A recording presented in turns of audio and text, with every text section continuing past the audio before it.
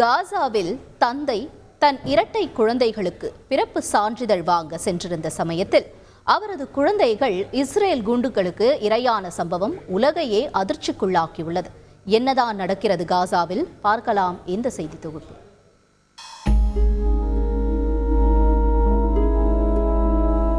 திறந்தவெளி திசையான காசாவில் திரும்பும் திசையெல்லாம் சவக்குழிகள். புதைப்பதற்கிடமில்லை என கதறுகின்றனர் பாலஸ்தீனியர்கள்.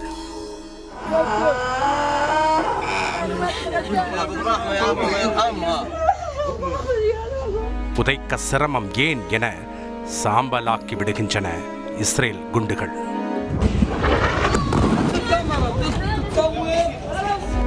இதோ வெறும் பிறப்புச் சான்றிதழ்களை மட்டும் வைத்துக் கொண்டு பிறந்து 4 தினங்களேயான பிஞ்சு குழந்தைகளை தொலைத்துவிட்டு நிற்கிறாரே, இவர்தான் அல்குவம்சான்.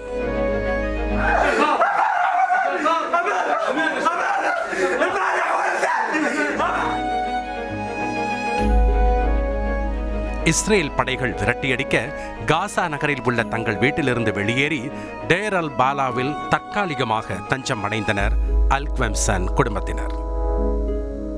அழகான ஆண் குழந்தை, தேவதை போன்ற பெண் குழந்தை, பிரசவித்த வழியில் இருந்து இன்னும் விடுபடாத மனைவி, கூடவே மாமியார், எல்லோரும் வீட்டில் இருக்க தன் பிள்ளைகளுக்கு பிறப்பு சான்றிதழ் பதியச் சென்றுள்ளார் அல்குவம்சான்.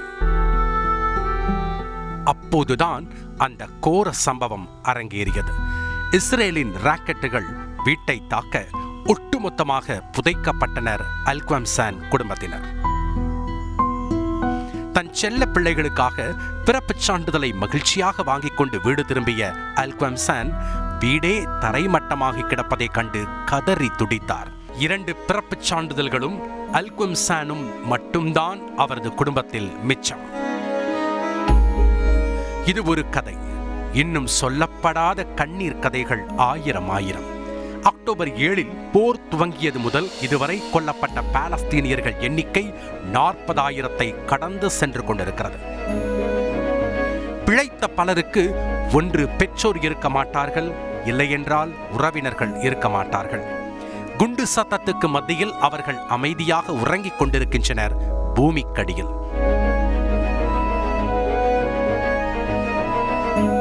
இறந்தவர்களில் 16,000க்கும் அதிகமானோர் பச்சை குழந்தைகள், 11,000க்கும் அதிகமானோர் பெண்கள். கேட்கும் போதே மரண வலியை தருகிறது இந்த செய்தி. மயானம் போல் காட்சியளிக்கிறது ஒட்டுமொத்த காசாவும். காசா முழுக்க மரண ஓலங்களும் ஒப்பாரிகளும் ஆக்கிரமித்திருக்க இன்னும் எத்தனை காலம் மௌனித்திருக்கும் இந்த உலகம்? ஒட்டுமொத்த பிரதேசமும் சுடுகாடு ஆவதற்குள் காப்பாற்றப்படுமா காசா? பொறுத்திருந்து பார்ப்போம். செய்திகளை உடனுக்குடன் தெரிந்து கொள்ள உடனே சப்ஸ்கிரைப் பண்ணுங்க.